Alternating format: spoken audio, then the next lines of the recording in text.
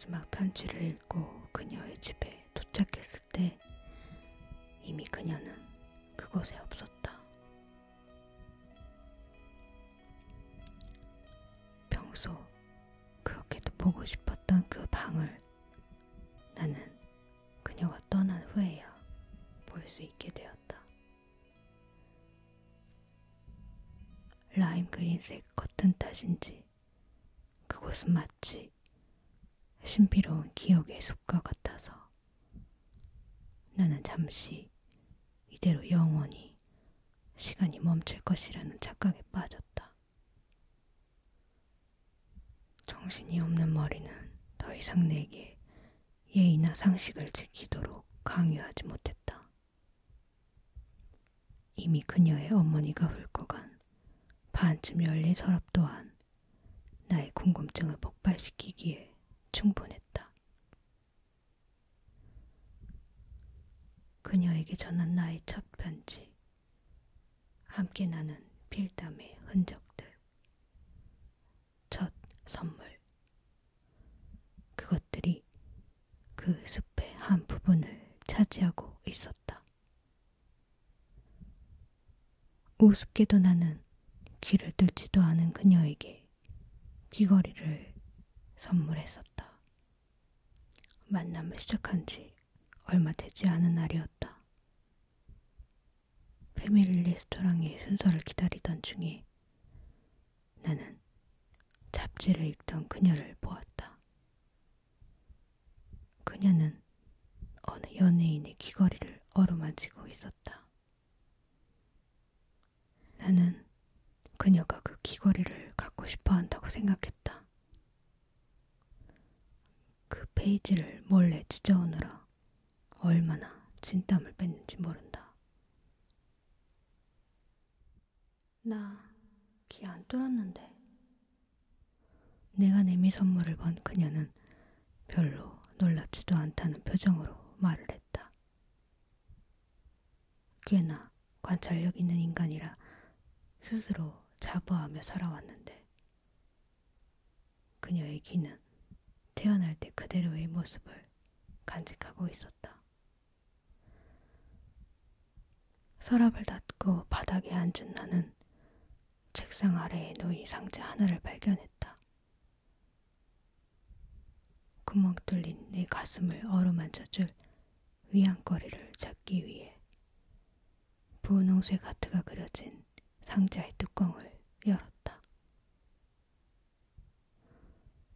그것의 뚜껑을 연 순간 나는 정신이 아득해지는 것을 느꼈다. 상자 속에는 낙서가 적힌 검종이와 대충 그린 그림, 왜 가지고 있는 것인지 도무지 알 수 없는 과자 봉지와 사탕 껍질, 그리고 낡은 호루라기가 있었다. 그녀가 사소한 그 무엇도 버리지 못한 채 누군가와의 추억을 간직해온 것이었다. 작은 액자의 귀퉁이가 눈에 들어왔다. 역시 이 사람이었나. 나는 숨쉬기 힘들 정도로 가슴이 답답해졌다. 그녀와 함께 웃고 있는 그는 대체 누구일까? 바닥에는 노트 한 권이 깔려 있었다. 그녀가 항상 지니고 다니면서도 내게는 한 번도 보여주지 않았던 것이다. 글을 쓰는 그녀의 어머니를 따라 그녀 역시 글을 쓰고 싶어 했다. 아니, 어머니를 따라라는 말은 그녀에게 어울리지 않는 말인 것 같다. 어느 날 나를 데리고 간 서점에서 그녀는 이 노트를 집어들고 말했다. 무지 노트가 아니면 안 돼. 줄은 창작 의지를 꺾어놓거든. 뭐든 망설이게 된단 말이야. 그녀의 말에 나는 적잖이 충격을 받았다.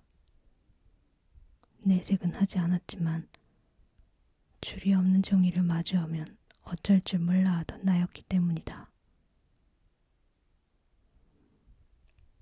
그 후로 나는 늘 그녀가 동화작가가 되었으면 좋겠다고 생각했다. 그녀는 언제나 내게 새로운 기쁨을 선사해 주었으니까. 잘못인 줄 알면서도 노트를 펼쳤다. 그가 단순한 과거였기를 간절히 기도하며 말이다. 뭔가 처절한 한 문장에서 나는 눈을 뗄 수 없었다. 나를 방해하지 말아줘.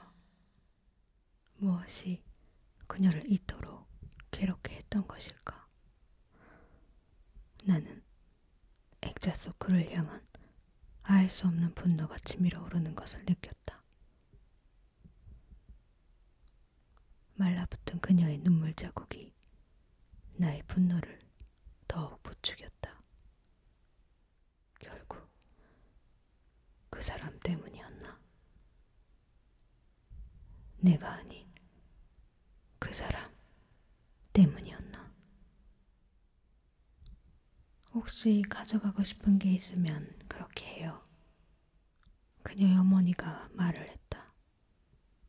애써 담담히 말을 하지만 분명 슬픔이 비쳐 있었다.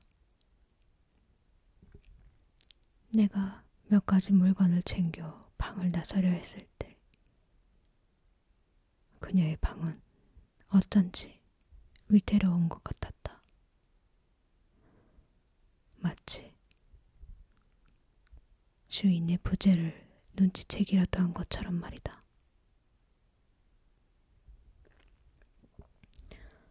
그렇게 그녀는 떠나버린 것이었다. 그녀는 그녀의 세상을 버렸다. 그리고 나도 버려졌다. 도로시를 모르는 사람은 없을 것이다. 온통 잿빛으로 뒤덮인 황량한 시골. 강아지 토토가 유일한 친구였던 도로시. 어느 날 갑자기 불어닥친 회오리 바람이 그녀의 인생을 송두리째 바꿔놓았듯이 그녀는 내 인생을 변화시켜 놓았다. 그리고 나는 아직까지도 내 가슴 속에서 그 바람이 휘몰아치고 있다는 것을 알았다. 탑승을 알리는 방송이 나왔다.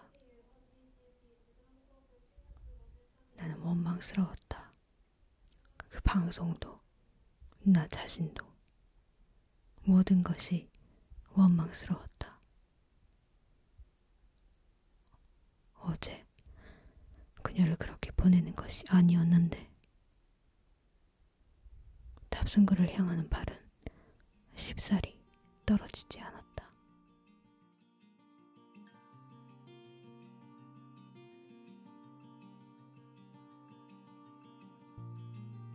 오사카에서 돌아오는 매일, 아니 매 순간 나는 그녀를 떠올렸다. 단출한 살림살이가 부쩍 쓸쓸하게 느껴졌다. 밥을 먹을 때에도, 일을 할 때에도, 거리를 걷다가도 불쑥 튀어나오는 그녀의 기억이 나를 현실의 사람으로 내버려두지 않았다. 어디선가 들어본 병명이 생각난다. 과잉 기억 증후군 이라고 하던가. 왜 하필 그녀는 그때 오사카에 있었을까? 달콤한 운명의 유혹이 또다시 소리치고 있었다. 퇴근해 집에 돌아온 나는 신발을 벗자마자 책상으로 다가갔다. 책상 맨 위의 서랍은 잠겨 있었다. 한쪽 구석에 놓인 연필 꽂이를 거꾸로 들고 흔드니 볼펜, 몽당 연필, 지우개 조각들이 오래 쌓인 먼지와 함께 쏟아져 나왔다. 그리고 마지막으로 끈끈하게 이물질이 묻은 작은 열쇠가 떨어져 나왔다. 이 서랍을 여는 것이 내게 아무런 도움이 되지 않을 것이라 생각하면서도 나는 열쇠를 집어들었다. 달칵 하는 소리와 함께 내 마음속 빗장도 풀어진 느낌이 들었다. 그래, 이제 서랍이 다시 열린 것이다.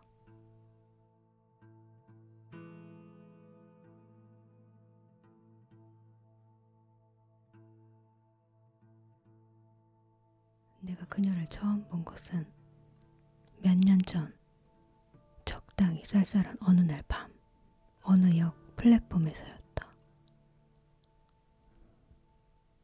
친구와 헤어진 후 몸을 실은 전철안은 말 그대로 지옥이었다. 이미 한계를 넘어선 지 오래인 것 같은데도 사람들은 꾸역꾸역 밀려 들어왔다. 불쾌한 냄새가 섞인 그곳에서 나는 옴짝달싹 못한 채 그대로 목적지까지 갈 수밖에 없었다. 문이 열리자 앞다투어 내린 사람들이 바쁜 걸음을 재촉했다. 평소라면 그 틈에 끼어 함께 종종 걸음을 쳤을 테지만 그날은 어째서인지 그러고 싶지 않았다. 나는 잠시 기둥에 기대 이 혼란이 진정될 때까지 기다리기로 했다. 걸어가는 사람들의 뒷모습이 쓸쓸해 보이는 것은 훈련된 감상이라는 생각이 들었다. 춥지는 않아도 얼굴을 스치는 바람은 낭만적인 겨울의 냄새를 풍기고 있었다.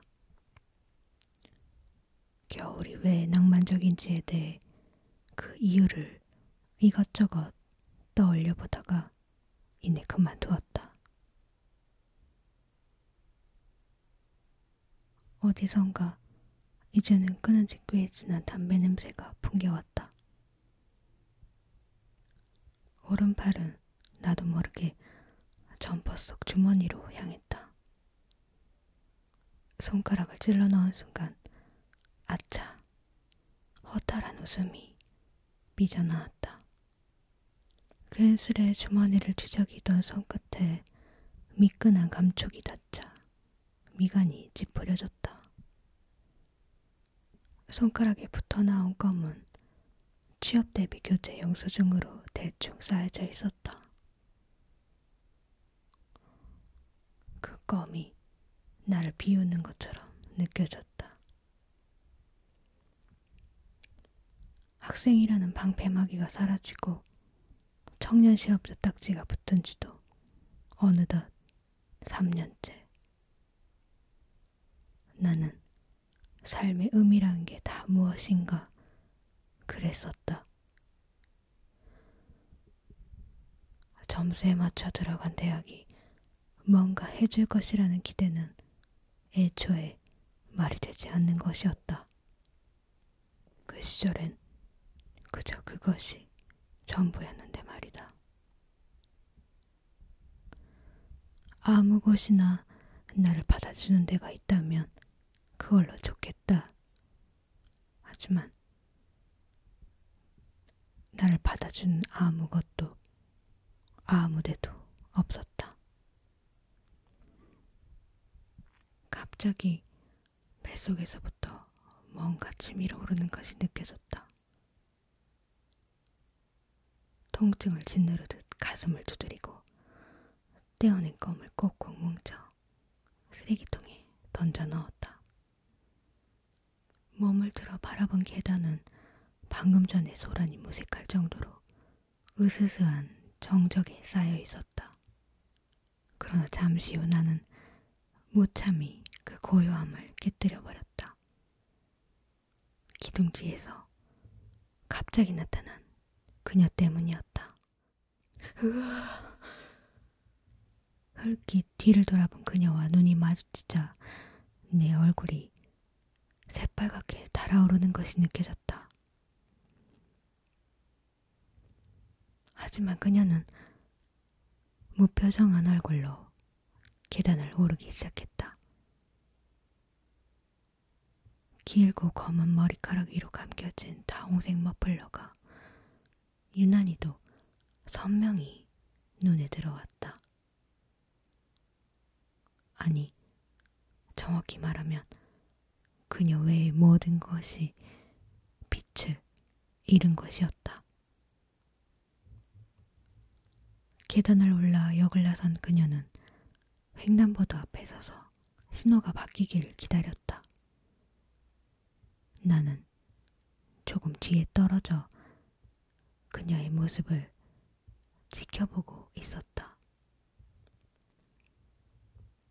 그녀에게서 희미한 향기가 새어나오고 있었다. 그 향기는 거리에 수많은 여자들이 남기는 그것과는 무척 달랐다.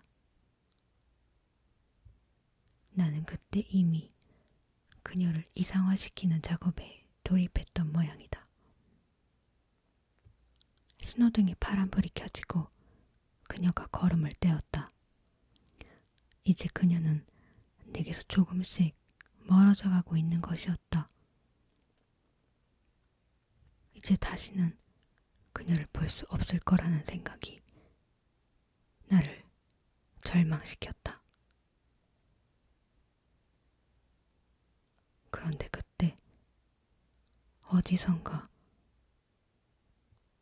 호로록 호로록 호루라기 소리가 들려오기 시작했다. 그것은 아마도 도로시가 내뱉은 하얀 입김이 만들어낸 환각이었을 것이다.